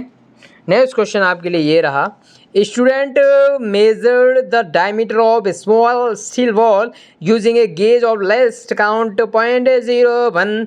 एक स्टूडेंट है जो कि एक स्टील की बॉल का डायमीटर निकालना चाहता है स्क्रू गेज का यूज करके। मैंने स्क्रू गेज आपको दिखाया था, पढ़ाया था, तो स्क्रू गेज के अंदर उसने बॉल रख दी और उसका डायमीटर मेजर कर रहा है, उसने इसको बॉल के अंदर फिट कर दिया। और स्क्रू गेज है उसका आपको लीस्ट काउंट दे रखा है भाई, लीस्ट काउंट दे रखा है आपको 0.001 सेंटीमीटर। ठीक है, अच्छी बात है, लीस्ट काउंट पता है मुझे। Main scale reading is 5 mm, तो main scale reading equals to 5 mm। देखो फाइनल रीडिंग क्या होती है, main scale reading plus least count into circular scale reading, यही होती है। ये मैंने पढ़ाया था तो आपको बताया था। तो मेन स्केल रीडिंग तो डायरेक्टली इसने दे दी 5 mm। यदि सेंटीमीटर में वैल्यू रखनी हो तो ये हो जाएगी 0.5 centimetre, 0.5 cent plus least count कितना है, into circular scale reading. Circular scale reading के लिए इसने बोला है zero of circular scale division coincide with the 25th division of the reference point. Reference point क्या होता है, जहाँ पर दोनों के जीरो मैच करनी चाहिए, यदि वो इसमें कोई भी जीरो एरर नहीं है तो इसने बता दिया सर्कुलर स्केल की रीडिंग है भाई वो 25 है, क्या है 25 है। तो इससे आप सॉल्व कर लोगे, ये 0.001 तो सेंटीमीटर में ही था और ये तो नंबर ऑफ डिवीज़न है, तो इसकी तो कोई यूनिट होगी नहीं, नंबर ऑफ डिवीज़न की क्या यूनिट होगी, कुछ नहीं होगी। तो ये आंसर आप निकाल लोगे, यहाँ से ये आंसर आ गया। लेकिन इसने अब बता दिया if screw gauge has negative zero error of 0.4, negative zero error कितनी दे रखी है, -0.004 सेंटीमीटर। हाँ, इसने नेगेटिव जीरो एरर दे रखी है इतनी, तो नेगेटिव जीरो एरर क्या होती है, फाइनल आंसर में ऐड हो जाती है, क्योंकि अपना आंसर हमेशा फाइनल आंसर में से सब्ट्रैक्ट करने पे ही आता है। जीरो एरर जो भी है उसको सब्ट्रैक्ट करना पड़ेगा। तो यहाँ पर क्योंकि ऑलरेडी जीरो एरर नेगेटिव वाली है, तो इसमें यदि सब्ट्रैक्ट में भी माइनस आ जाएगा तो फाइनली ये हो जाती है ऐड। बस इस आंसर आपका क्या हो जाएगा, 0.5 सेंटीमीटर प्लस 0.001 इंटू 25 प्लस 0.004, ये आपका फाइनल आंसर हो जाएगा। समझे फाइनल आंसर ये हो जाएगा 0.5 सेंटीमीटर प्लस 0.001 इंटू 25 प्लस 0.004। समझ गए ना बच्चों? इस तरह से बढ़िया मज़ेदार क्वेश्चन करने रहे हैं नेक्स्ट क्वेश्चन आपके लिए ये रहा बच्चों, नेक्स्ट क्वेश्चन आपके लिए ये रहा बच्चों। अच्छा, ये है डायमीटर ऑफ स्फेरिकल बॉब। एक स्फेरिकल बॉल है आपके पास। बॉब मतलब वो होता है भाई जो ऑक्सीलेशन जब पढ़ेंगे ना तब मैं बताऊंगा कि बॉब जो ऐसे ऑक्सीलेशन करता रहता है, एक बॉल जैसी आप मान के चलो अभी फिलहाल। तो जो एक स्फेरिकल बॉल है measured with vernier calliper yielding the following value. जब उसको वर्नियर कैलिपर से मेजर किया गया, उसकी डायमेंशन मेजर करी गई, तो जो वैल्यू आई वो क्या क्या आई, 3.33 centimetre, 3.32 centimetre, 3.34 centimetre, 3.33 centimetre, 3.32 centimetre. अब आपसे पूछ लिया कि आप इसका मीन डायमीटर बताओ।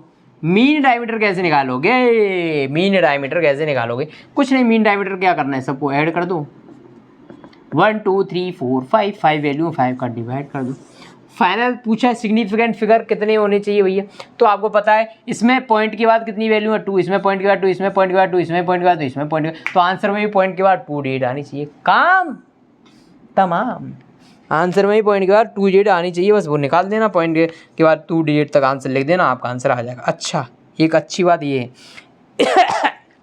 यदि आपको ये वाली बात पता है कि इसमें पॉइंट का कितनी वैल्यू आनी चाहिए, तो आंसर यदि आपको 4 ऑप्शन दे रखे होंगे, 4 ऑप्शन में से सिर्फ एक ही आंसर ऐसा है जिसमें पॉइंट के बाद 2 डिजिट है, बाकी सब में या तो 1 है या 3 है या 4 है, 5 है, 6 है, तो आप क्या डायरेक्ट आंसर नहीं लिख सकते? ये सब कैलकुलेशन करने की भी ज़रूरत नहीं पड़ेगी आपको।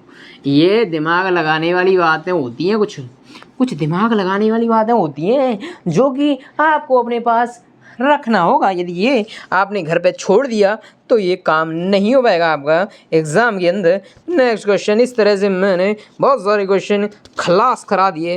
नेक्स्ट क्वेश्चन देखते हैं क्या है आपके सामने। Okay, a metal wire has mass radius length. एक मेटल वायर है जिसका मास दे रखा है भैया आपको 0.4 प्लस माइनस 0.002 ग्राम। ठीक है, अच्छी बात है। रेडियस दे रखी है 0.3 प्लस माइनस 0.001 mm। इसके बाद में लेंथ दे रखी है 5 प्लस माइनस 0.02 सेंटीमीटर। ठीक है, अच्छी बात है। The maximum possible percentage error in measurement of density will be. Density का formula mass upon volume. Volume कैसे निकालोगे? यहीं पे कमाल है। अभी तो मैंने क्यू का सवाल कराया था जिसमें वॉल्यूम का फॉर्मूला लेंथ का क्यू था, तो वहाँ पर तो डायरेक्टली फॉर्मूला लग गया था delta M by M into 100 plus 3 delta L by L into 100, ये हो गया था। लेकिन यहाँ पर वॉल्यूम कैसे निकालोगे? मास तो ठीक है डायरेक्टली दे रखा है। वॉल्यूम निकालने के लिए पाई आर स्क्वायर इंटू एल करना पड़ेगा। पाई आर स्क्वायर उस सर्किल का एरिया हो जाएगा। अच्छा, पाई आर स्क्वायर उस सर्किल का एरिया हो जाएगा, एल उसकी लेंथ हो जाएगी, तो यहाँ से उसका वॉल्यूम, कौन सा यूम, वॉल्यूम आ जाएगा। तो वॉल्यूम आ जाएगा तो delta rho by rho into 100 का फॉर्मूला, मतलब percentage error in density equals to delta M by M into 100 plus pi को तो हटा दूंगा क्योंकि वो तो कौन सेंट है, तो 2 multiplied by delta R by R into 100, 2 multiply plus delta L by L into 100। अब कोई दिक्कत नहीं आनी चाहिए आपको, अब आपको कोई दिक्कत नहीं आनी चाहिए। देखो delta M by M, delta M by M, तो अपने को परसेंटेज एरर निकालनी है डेंसिटी में, कोई दिक्कत नहीं है, ये निकालनी है। मास के अंदर परसेंटेज एरर कितनी होगी? डेल्टा एम की वैल्यू 0.002 ग्राम अपॉन ये वैल्यू 0.4 क्या ग्राम, ठीक है, इंटू 100 यदि कर दोगे तो ये परसेंटेज एरर। अच्छा, क्या डायमेंशन का कोई मतलब है इसमें? क्या डायमेंशन का कोई मतलब है? नहीं, क्योंकि ऊपर वाली वैल्यू भी ग्राम में, नीचे वाली वैल्यू भी सेम यूनिट में कट जाएगी। ऐसे ही दूसरे में भी ऊपर वाली वैल्यू भी mm में है और नीचे वाली वैल्यू भी mm में है, तो वो भी कट जाएगी। थर्ड भी 0.02 भी सेंटीमीटर में है और नीचे 20 सेंटीमीटर में, वो भी कट जाएगी। बस इसको जोड़ देना है, आंसर निकाल लेना है। जोड़ देना है मतलब ऐड कर देना है, एडिशन कर दोगे तो ये आंसर आ जाएगा। तो डेंसिटी में परसेंटेज एरर कितनी है? इतनी है। क्या है वो? 0.002 अपॉन 0.4 इंटू 100। इस बात का लोड मत ले लेना सर ये तो mm में, ये सेंटीमीटर में, ये ग्राम में। कोई बात नहीं यार, कोई बात नहीं, ये तो कट रहे हैं ना, ऊपर भी ग्राम नीचे भी ग्राम। ग्राम से ग्राम मिलेगा तो आधा ग्राम चला जाएगा, मतलब ग्राम से ग्राम मिला, ग्राम से जब ये ग्राम मिला तो मुझे डेंसिटी आई। समझ गए? यदि ग्राम से ग्राम, ये कट गया ग्राम, ठीक है, प्लस 0.001 अपॉइंट 0.3 इंटू 100, इसमें भी टेंशन नहीं लेनी, ऊपर नीचे सब कट जाएंगे। 0.02 अपॉन 5 इंटू 100, बस ये आप निकाल लो, आंसर आ गया। यही आपका आंसर है। कौन सा स्वर है? आंसर है। देख तो लिया ना बच्चे, देख तो लिया ना तूने, आंसर है। नेक्स्ट क्वेश्चन आपके लिए ये रहा आपके व्हाइट बोर्ड पे। नेक्स्ट क्वेश्चन देखते हैं, देख ही लेते हैं। An equation is given here, एक इक्वेशन दी हुई है आपको, p plus A upon V square equal to V theta upon V. इस इक्वेशन में कुछ अजीब अजीब सी टर्म दिख रही हैं, जिसको इसने डिफाइन किया भाई कि यहाँ पे जो p है वो प्रेशर है, एंड जो v है वो वॉल्यूम है, जो थीटा है वो एब्सोल्यूट टेम्परेचर है, थीटा टेम्परेचर है। If a and b are constant, a और b कांस्टेंट है, तो इसने पूछ लिया the dimension of a will be, a की डायमेंशन क्या होगी? बहुत इजी है ये, बहुत इजी है। इसने a की डायमेंशन पूछी, लेकिन मैं आपके लिए b की डायमेंशन ही निकाल दूंगा, कोई दिक्कत नहीं। सबसे पहले तो इसको इक्वेशन को तमीज़ से लिखते हैं। किससे लिखते हैं? तमीज़ से। इक्वल्स टू 0, कोई भी इक्वेशन होंगी उसमें सब टर्म की डायमेंशन सेम होनी चाहिए, मतलब dimension of p equals to dimension of A by V square equals to dimension of B theta upon V. तीनों की डायमेंशन सेम होनी चाहिए। ठीक है, ठीक है, ठीक है। प्रेशर की डायमेंशन क्या होती है? Pressure equals to force upon area. Dimension अभी बताई थी, pressure equals to force upon area. Force की dimension M L T minus 2, area की एल स्क्वायर, तो प्रेशर की dimension M L minus 1 T minus 2, यही आएगी। ठीक है, तो यहाँ पे लिख दूँ M L minus 1 T minus 2 equals to A upon V का स्क्वायर। ए की डायमेंशन निकालनी, वी यहाँ पे वेलोसिटी नहीं है, वी यहाँ पे वॉल्यूम है, और वॉल्यूम की डायमेंशन हमेशा होती है एल क्यू। किसी का भी वॉल्यूम निकाल लो, जैसे कि मैं निकालता हूँ क्यू का volume, length width height, 3 length की डायमेंशन है, लेंथ की dimension L capital L, width की भी कैपिटल एल, हाइट की भी कैपिटल एल, मतलब एल क्यू डायमेंशन होती है वॉल्यूम की, तो नीचे एल क्यू हो जाएगा। तो यहाँ से ए की डायमेंशन यदि मैं इसको इधर ले जाऊँगा तो बच्चों M L two T minus 2 M L two T minus 2, L cube को इधर ले गया मैं, एल क्यू को इससे मल्टीप्लाई करूँगा तो एम तो सेम रहेगा, एल माइनस 1 में जब एल 3 जुड़ेगा तो 3 माइनस 1 2 हो जाएगा। ठीक है, टी माइनस 2 तो मतलब कोई दिक्कत नहीं। M L two T minus 2 की किसकी डायमेंशन होती है बच्चों? एनर्जी और वर्क की। एनर्जी और वर्क की डायमेंशन यही होती है जो ए की आई है। इसने तो यही आंसर पूछा था आपसे, ए की डायमेंशन बताओ, लेकिन यदि ये आपसे पूछे था बी की डायमेंशन भी बताओ तो भी कोई दिक्कत नहीं है। जो पी की डायमेंशन है वो किसके भी इक्वल है पी थीटा अपॉन वी के भी इक्वल है। पी की डायमेंशन मैं निकाल चुका हूँ, M L minus 1 T minus 2। ठीक है, बी की डायमेंशन निकालनी है। थीटा यहाँ पर क्या है? टेम्परेचर, टेम्परेचर, तो इसको जनरली इसकी डायमेंशन लिखते हैं कैपिटल के केल्विन, या फिर थीटा भी लिखते हैं, कई जगह थीटा भी लिखते हैं, के भी लिखते हैं, वो डिपेंड करेगा ऑप्शन में क्या दिया है, थीटा या के, या फिर वो आपको बता देगा कि टेम्परेचर की डायमेंशन आपको लेनी है के कैपिटल के, या फिर बता देगा आपको लेनी है थीटा, कुछ भी ले लो जो डिपेंड। अभी मैं के ले लेता हूँ और इसकी डायमेंशन अभी लिख चुका हूँ एल क्यू, तो बी की डायमेंशन निकाल सकते हो, B equals to M L minus 1 T minus 2, ये इधर मल्टीप्लाई होगा तो एल क्यू, ये इधर जाएगा ना एल क्यू अपॉन नीचे क्या आ जाएगा? ये क्या आ जाएगा, तो बी की डायमेंशन हो जाएगी M L two T minus 2 के minus 1, M L two T minus 2 के minus 1, M L two T minus 2 के माइनस 1। ओके, देखो देखो बच्चों, देख लिया ना आपने। बस इसको हटा देते हैं, मिटा देते हैं, जड़ से ख़त्म कर देते हैं इसको जड़ से उड़ा देता हूँ मैं आज। नेक्स्ट क्वेश्चन आपके लिए व्हाइट बोर्ड पर पेश करने जा रहा हूँ मैं इस तरह से। ये रहा आपका क्वेश्चन। क्वेश्चन भी बोलता है velocity of particle at time T is given, V equals to दे रखा है भैया इसने A T plus B upon T plus C. यहाँ पे v वेलोसिटी है, इसने बताया है आपको, और t टाइम है, जो स्मॉल t वो टाइम है। Dimension of a and b and c, a b c की डायमेंशन पूछ ली, कोई बात नहीं। पहले इसको मैं लिखूंगा तमीज़ से। तमीज़ क्या कहता है? तमीज़ यही कहता है ना मुझसे, तमीज़ यही कहता है। और इसमें इन तीनों टर्म की डायमेंशन सेम होगी, किसकी? v equals to h equals to b upon T plus C, इन तीनों टर्म की डायमेंशन सेम होगी। वी यहाँ पे क्या है, वेलोसिटी, तो क्या मैं इन दोनों को कंपेयर कर लूँ पहले ताकि एक ही डायमेंशन मिल जाए। तो वेलोसिटी की dimension L T minus one equal to a constant है और इससे टाइम की डायमेंशन टी, तो यहाँ से एक ही डायमेंशन आ जाएगी एल टी माइनस टू। क्यों आ जाएगी, क्योंकि टी इधर नीचे जाएगा तो एक ही डायमेंशन एल ए ये हो जाएगा, ठीक है, क्योंकि टी को मैं इधर ले आया। अब फिर टी ऊपर जाएगा तो टी माइनस वन हो जाएगा और माइनस वन और माइनस वन दोनों को ऐड करोगे तो माइनस टू हो जाएगा। एक ही डायमेंशन आ गई रे बच्चे, एक ही डायमेंशन आ गई, कोई बात नहीं। अब मुझसे पूछ लिया बी और सी की डायमेंशन भी बताओ। सी की डायमेंशन तो मैं डायरेक्टली बता दूंगा। कैसे, टाइम में कोई चीज़ जुड़ रही है तो कोई दो चीज़ें तभी ऐड या सब्ट्रैक्ट हो सकती है जब दोनों की डायमेंशन सेम हो। मतलब सी की डायमेंशन भी क्या होगी, C equals to dimension of T. तो टी की डायमेंशन क्या है, कैपिटल टी, क्योंकि वो टाइम है, तो बस सी की डायमेंशन डायरेक्ट आ गई कैपिटल टी। अब मुझसे पूछ लिया बी की डायमेंशन, तो मैं दोनों को कंपेयर कर लेता हूँ। किसी को भी कंपेयर कर लो, इन दोनों को कंपेयर कर सकते हो, इन दोनों टर्म को, या फिर इन दोनों टर्म को कंपेयर कर सकते हो। तो मैं इन दोनों को कंपेयर करके दिखाता हूँ अब की बार। A T equals to B upon T plus C. A की डायमेंशन मुझे पता है, ये रही L T minus two, L T minus two, और ये टी का मल्टीप्लाई हो रहा है यहाँ पर तो इंटू टी, ठीक है। बी अपॉन नीचे इस पूरी टर्म की डायमेंशन क्या हो गई, टी हो गई ना बच्चे, पूरी टर्म की डायमेंशन टी हो गई ना, क्योंकि इस टी की डायमेंशन इक्वल है किसके, सी की डायमेंशन की, मतलब नीचे वाली टर्म की डायमेंशन ये हो जाएगी।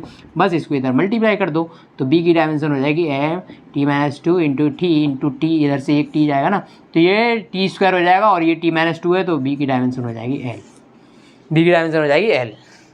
डायमेंशन लिखते हैं तो हमेशा उसको ब्रैकेट में बंद कर देते हैं, ऐसे वाले ब्रैकेट में, स्क्वायर ब्रैकेट में, ठीक है। ठीक है रे बच्चे, एक ही बी की दोनों की डायमेंशन निकाल डाली ना, यह निकाल डाला तो लाइफ झिंगा डाला, लाइव झिंगा डाला। नेक्स्ट क्वेश्चन आपके लिए ये रहा, परोस देते हैं आपके लिए।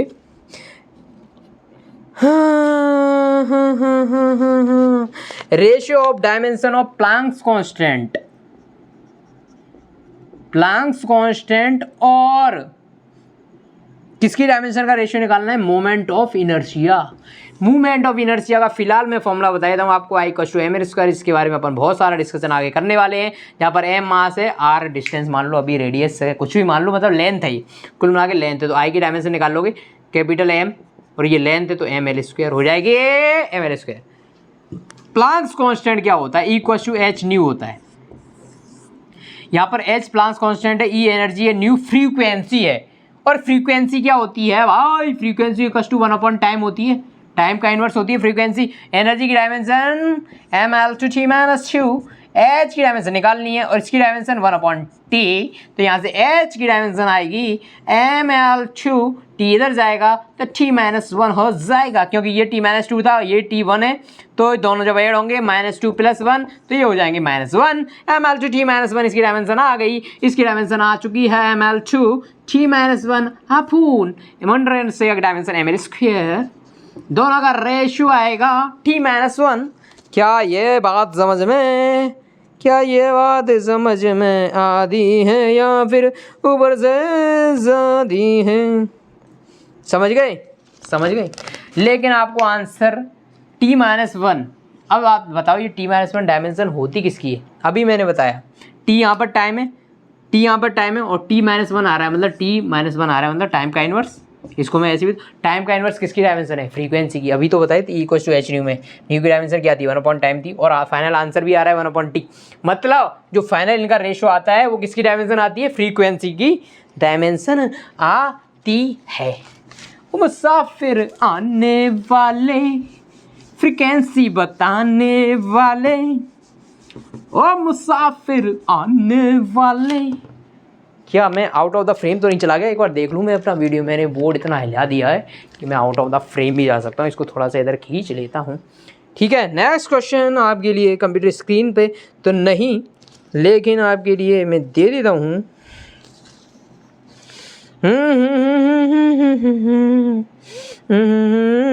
अच्छा, if the error in measurement of radius of sphere is, अच्छा स्फीयर की रेडियस में जो परसेंटेज एरर है भाई, एरर है जो परसेंटेज एरर है वो आपको दे रखी है 2%। तो आपसे पूछ लिया इसके वॉल्यूम में परसेंट, ई वॉल्यूम क्या होता है इस पर का 4/3 pi R cube 4/3 pi R cube. ये तो कांस्टेंट है, इनका डायमेंशन वगैरह में कोई यूज नहीं है, कांस्टेंट की कोई डायमेंशन यूनिट नहीं होती, हटाओ इसको। तो delta V by V into 100 यदि मैं कर दूंगा तो क्या यही वैल्यू आ जाएगी? क्या आप समझ रहे हो बच्चों? तो यहाँ से डेल्टा वी मतलब वॉल्यूम में percentage error in volume equal to हो जाएगा 3 into percentage error in radius. और परसेंटेज एरर इन रेडियस आपको दे रखी है भाई कितनी है 2%, ये दे रखी ना। तो यहाँ से जो वॉल्यूम में परसेंटेज एरर आएगी वो 6% की आएगी। Any doubt? ओ ओ ओ नोट करो इसको, नोट करो रे बच्चों, नोट करो रे बच्चों, नोट करो। नेक्स्ट क्वेश्चन, अब मैं इस दूसरे मार्कर से करा देता हूँ आपका। Error in measurement of area of sphere is 0.1%, then error in volume is. अच्छा, रेडियस में जो एरर दे रखी है 0.1 दे रखी है, इस बार 0.1% की एरर दे रखी है रेडियस में, ठीक है। आपसे वॉल्यूम में पूछिए तो बस अभी वाला फॉर्मूला लगा देना, 3 multiply by delta R by R into 100, यही तो आया था। तो 3 इंटू बस 0.1 से मल्टीप्लाई कर दो तो 0.3% एरर आ जाएगी वॉल्यूम में, कोई दिक्कत नहीं है, 0.3% आ जाएगी। नेक्स्ट क्वेश्चन देख लेते हैं, कुछ ढंग का क्वेश्चन तो मिले।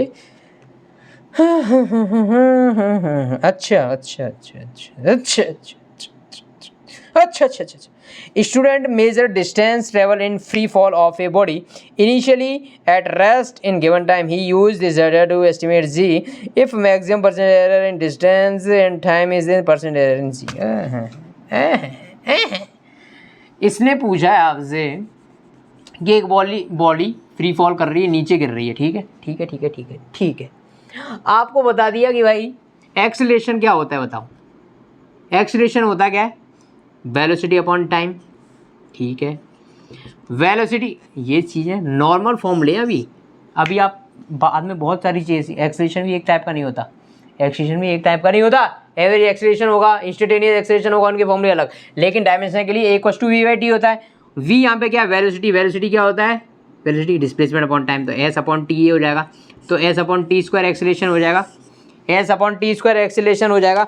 इसने आपको दे दिया है भाई डिस्टेंस में, तो यहाँ पे s डिस्प्लेसमेंट होता है, लेकिन एरर के लिए डिस्टेंस डिस्प्लेसमेंट, एरर मतलब यूनिट और मेजरमेंट के लिए, यूनिट एंड डायमेंशन के लिए डिस्टेंस और डिस्प्लेसमेंट दोनों इक्वल है क्योंकि दोनों की यूनिट सेम है, ठीक है। तो यदि मुझे ए में परसेंटेज एरर पूछ ली हो तो क्या मैं delta s/s into 100 plus 2 delta t/t into 100 ऐसा लिख दूं?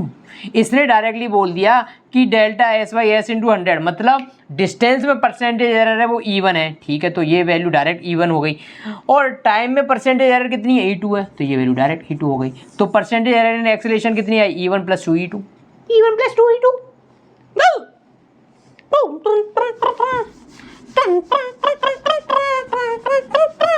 नेक्स्ट क्वेश्चन, इन एक्सपेरिमेंट 4 क्वांटिटी मेजर करी गई भाई, उनमें एरर इतनी है, और जो क्वांटिटी जो है वो क्वांटिटी P = है AQB² आपको ABCD सब में परसेंटेज एरर दे रखी है, आपसे पूछ लिया डायरेक्ट P में परसेंटेज एरर बताओ, तो delta P/P into 100 = 3 delta A/A into 100 plus 2 delta B/B into 100 plus delta C/C into 100 plus delta D/D into 100। अब आपको देखो इसमें ये वैल्यू पूछी है, P में परसेंटेज एरर बताओ, ये वैल्यू आपको डायरेक्टली दे रखी है, मान लेता हूँ ये 2% दे रखी है, कुछ भी मान रहा हूँ, इसमें आंसर, इसमें मतलब वैल्यूज दे रखी।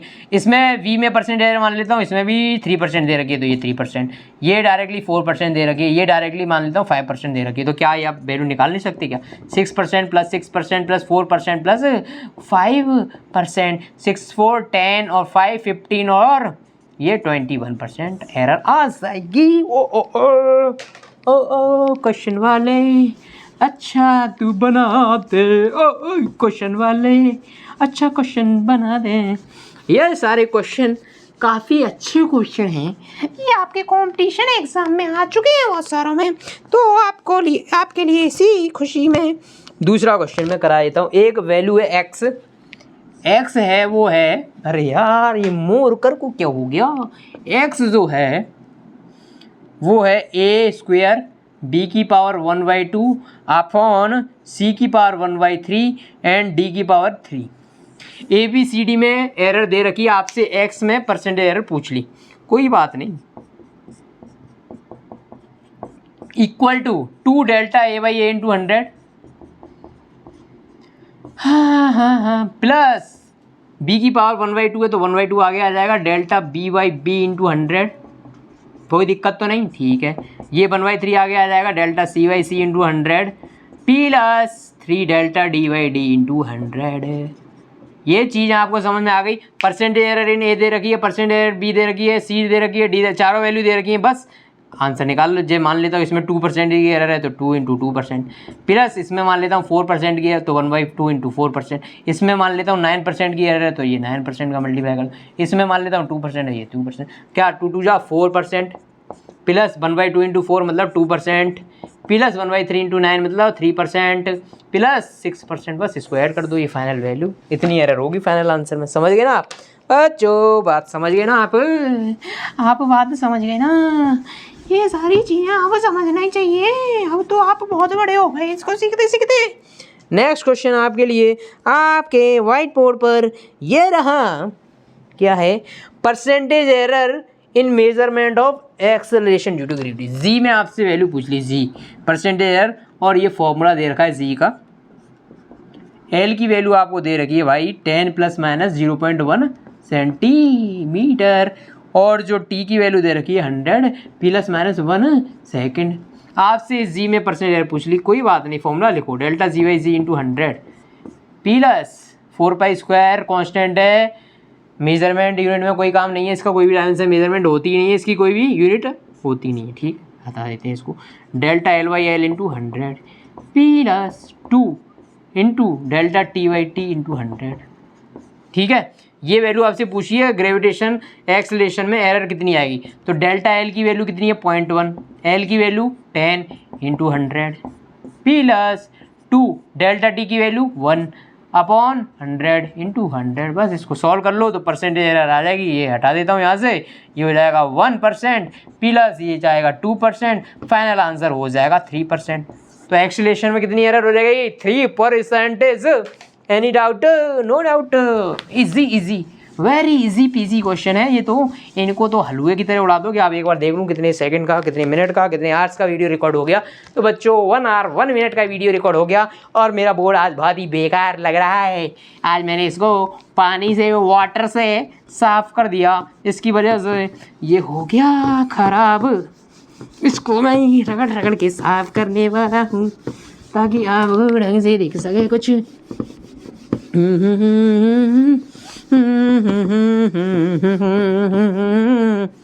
हम सफर करके भी तन्हा रह गए, दिल के अरमान आंसुओं में बह गए, ठीक है। नेक्स्ट क्वेश्चन ये रहा आपके लिए, ये सारी चीज़ें निकाल लिए बनने, तो नेक्स्ट क्वेश्चन कहाँ गया अब नेक्स्ट क्वेश्चन बचा भी नहीं क्या, सारे क्वेश्चन खत्म हो गए क्या?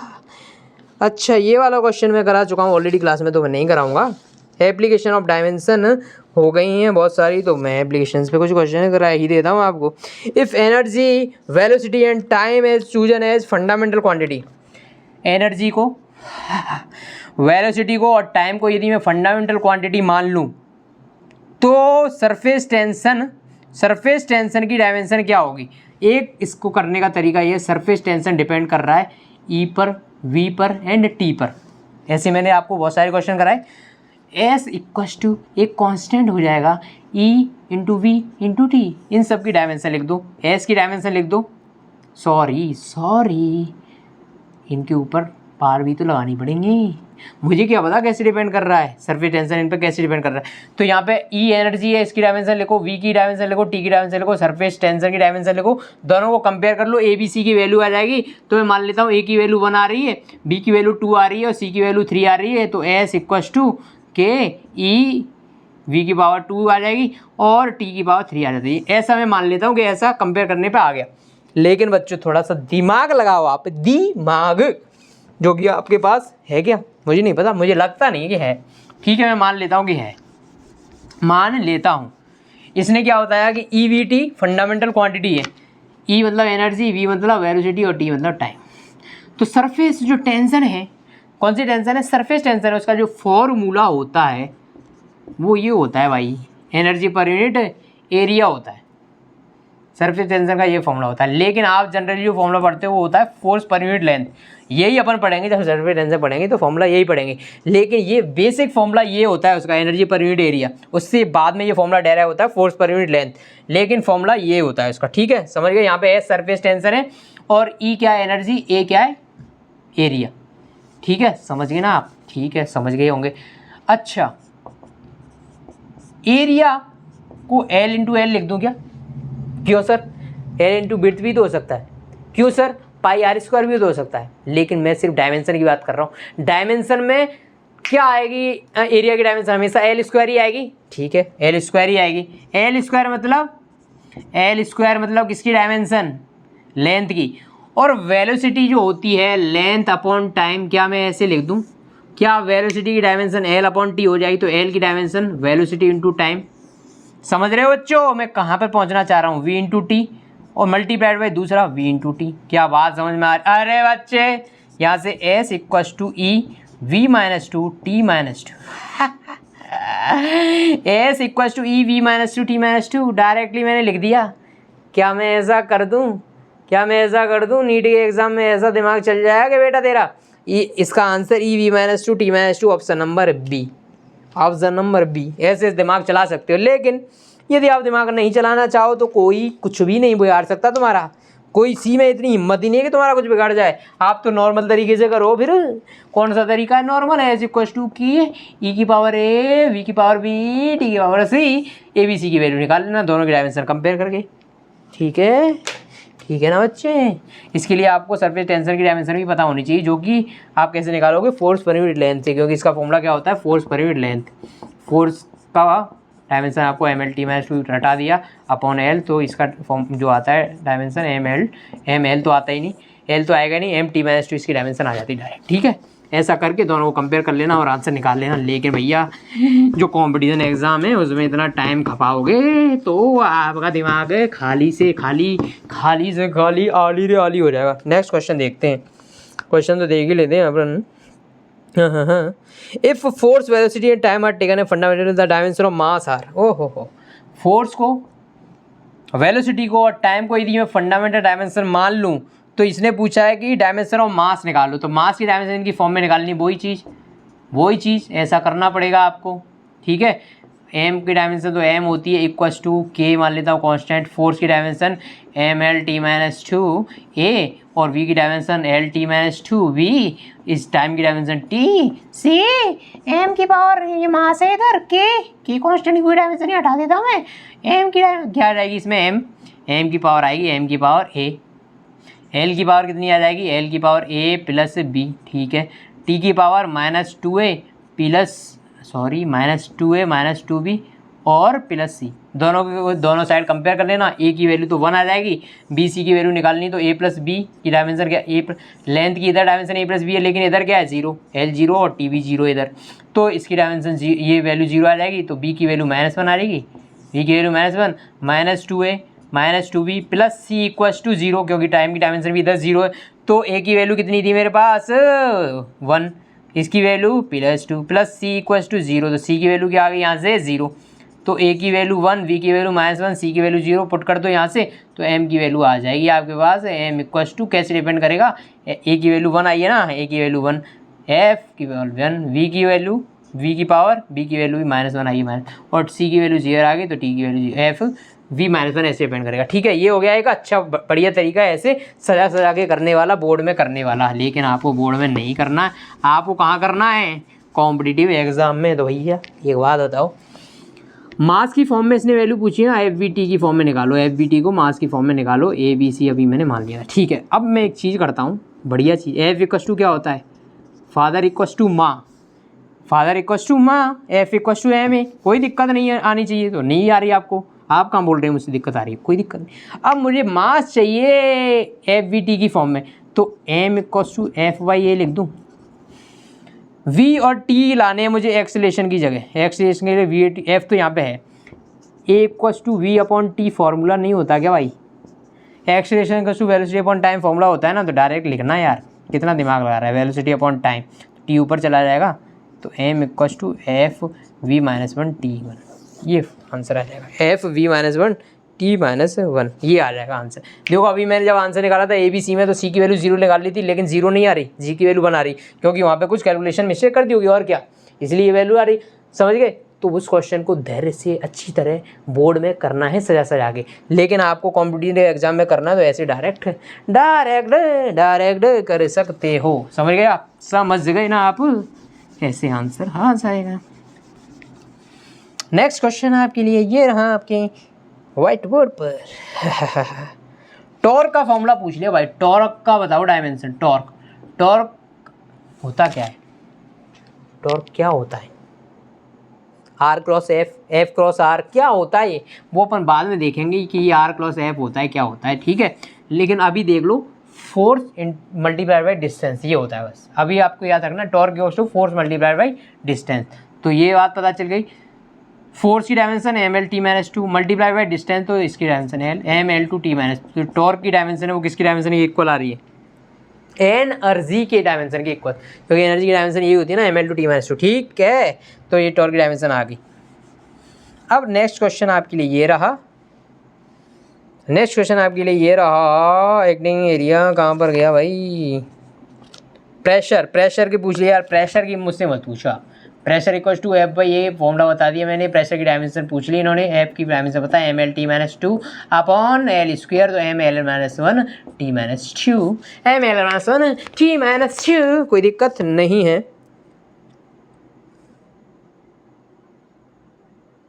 प्लांक्स कांस्टेंट की डायमेंशन, अभी बताइए, equals to H nu, H की डायमेंशन निकालनी, प्लांक्स कांस्टेंट ये है, तो ये हो जाएगा ई अपॉन न्यू। एनर्जी की dimension M L two T minus two, नीचे क्या है फ्रीक्वेंसी मतलब टाइम का इनवर्स, तो इसकी डायमेंशन 1/t, टी ऊपर लेके जाओगे तो M L two T minus one. क्या यही बात है? बस इसकी डायमेंशन निकाल लोगे आप। अब ये क्वेश्चन है, which of the following is dimensional constant. आपसे पूछ लिया इन चारों में से कौन सा डायमेंशनल कांस्टेंट है। डायमेंशनल मतलब ऐसा कांस्टेंट जिसकी डायमेंशन है, डायमेंशन लेस नहीं, डायमेंशनल पूछा है, मतलब जिसकी डायमेंशन है ऐसा कांस्टेंट। चार ऑप्शन क्या है? Relative density, refractive index, Poisson ratio and gravitation constant. इन चारों में से किसकी डायमेंशन है? आप बताओ मुझे, बताओ। आपको बाकी तीन देखने ही नहीं है भाई। ग्रेविटेशन कांस्टेंट की डायमेंशन होती है, वो अभी भी निकालवाई थी ना, तो मतलब एक ऐसा कांस्टेंट ग्रेविटेशन कांस्टेंट है जिसकी डायमेंशन होती है, बस वही आंसर हो जाएगा आपका, वही आंसर हो जाएगा। नेक्स्ट देखते हैं भाई, ये क्वेश्चन भी सॉल्व हो गए, ये भी हो गया, वो भी हो गया। अरे यार, अरे ये क्या हुआ? ये तो सारे क्वेश्चन ही सॉल्व हो गए क्या? ये सारे क्वेश्चन ही सॉल्व हो गया क्या? सर्विस रीडिंग, अच्छा एक क्वेश्चन है, एक स्क्रू गेज है, वो दिया हुआ है आपको, जिसमें रीडिंग आपको दे रखी है भाई। कैसे दे रखी है कि इसकी मेन स्केल रीडिंग तो 0 है भाई, मेन स्केल रीडिंग तो 0 है। तो किसी भी स्क्रू गेज की रीडिंग जब लिखते हैं तो कैसे लिखते हैं? जो टोटल रीडिंग होती है वो क्या होती है? Main scale reading plus least count into circular scale reading, यही होती है। सर्कुलर मेन स्केल रीडिंग तो भाई 0 दे रखी है इसने, ठीक है। लीस्ट काउंट इसको गिवन डेट, इसमें क्या क्या दे रखा है? सर्कुलर स्केल रीडिंग दे रखी है आपको 52, इसने दे रखा है direct circular scale reading is 52। अब आपको लीस्ट काउंट निकालना है, इसका लीस्ट काउंट कितना है? Given that 1 mm on main scale corresponding to 100 division on circular scale. 1 mm main scale का जो 1 mm है वो सर्कुलर स्केल के 100 डिवीजन के इक्वल है। तो लीस्ट काउंट निकाल लेगा क्या तू? लीस्ट काउंट निकाल लेगा क्या तू बच्चे? लीस्ट काउंट क्या होता है? Pitch upon circular scale division, यही होता है ना। तो पिच आपको दे रखी है 1 mm upon circular scale division कितने, मतलब 1 mm इसने बोल रखा है, 1 mm 100 डिवीजन के इक्वल है, तो यहाँ से लीस्ट काउंट आ गया 1/100 mm। ठीक है, बात समझ में आ गई। लीस्ट काउंट भी पता है, ये भी पता है, 1/100 ये किस में mm में वैल्यू मल्टीप्लाई, बस ये 0.52 mm इसका आंसर हो जाएगा फाइनल। 0.52 इसका आंसर हो जाएगा बच्चे, 0.52 आंसर हो जाएगा। लेकिन यूनिट का ध्यान रखना भाई, यूनिट का ध्यान रखना। यूनिट किस में है इसकी, mm में या सेंटीमीटर में। देखो ये वैल्यू mm में आएगी क्योंकि इसने 1 mm दे रखी थी कि 1 mm पिच है वो 100 डिवीजन के इक्वल है, तो आंसर अपना mm में आएगा। लेकिन इसने आंसर mm में ये दे ही नहीं रखा है, इसने आंसर दे रखा है 0.052 सेंटीमीटर, तो भी कोई दिक्कत नहीं। एक mm को सेंटीमीटर में कन्वर्ट करने के लिए क्या करते हैं, 1 mm equals to 1/10 centimetre.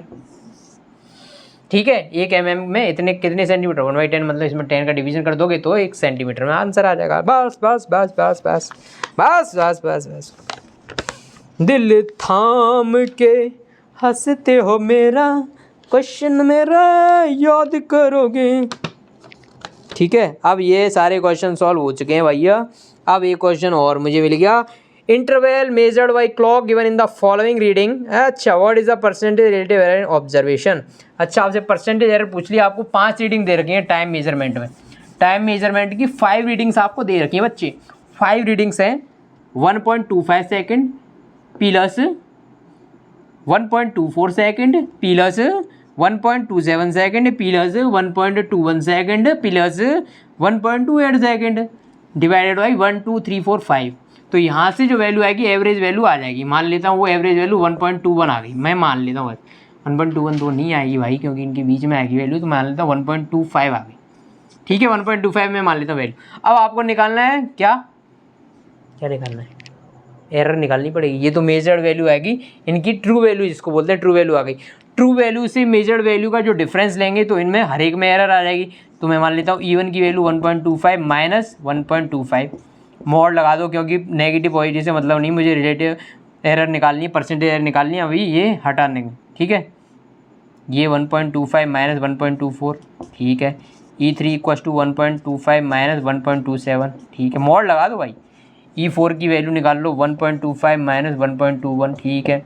E5 की वैल्यू निकाल लो 1.25 माइनस 1.28, मोड लगा दो। आंसर सारे पॉजिटिव लागोगे, तो यहाँ से E1 E2 E3 E4 की वैल्यू आ जाएगी। ठीक है, ये एरर की वैल्यू आ जाएंगी, ये एरर की वैल्यू। अब इन पाँचों एवरेज का एरर ले लेना, पाँचों एवरेज का एरर ले लेना, एरर ले लो। पाँचों जो भी एरर आई है उनका एवरेज ले लेना। तो मैं मान लेता हूँ क्योंकि पाँचों एरर की वैल्यू आ गई 0.025, ये आंसर आपको पाँचों का एवरेज लेने पे आया। तो रिलेटिव एरर क्या होगी, ये वैल्यू अपॉन ट्रू वैल्यू। ये रिलेटिव एरर, इसने परसेंटेज एरर पूछ ली तो 100 का मल्टीप्लाई कर देना, बस काम खत्म, काम खत्म। कोई दिक्कत तो नहीं है। ये यार मैंने जब ये यूनिट पढ़ाई थी तो ये तो एकदम लीडिंग उसमें था, लीडिंग रोल में था ये सब, इसलिए ये तो आपको आना ही चाहिए। तो ठीक है भाई, अब इसमें कोई क्वेश्चन बचे नहीं, बाकी आपको कोई क्वेश्चन समझ में ना। अच्छा, एक चीज़ और मैं बता दूं, इसमें कनेक्ट इलेक्ट्रिसिटी इलेक्ट्रोमैग्नेटिज्म के जो भी क्वेश्चन थे वो मैं हटवा रहा हूँ। हटवा नहीं रहा हूँ, मैं कैसे हटवा सकता हूँ, हम बाद में करेंगे जब अपने 12th क्लास पढ़ लेंगे। उसके बाद में लीनियर मेजरमेंट में एक बार वापस आएंगे दौड़ते हुए और ये क्वेश्चन ख़त्म करते हुए भाग जाएंगे। ठीक है, तो फिलहाल थैंक यू सो मच।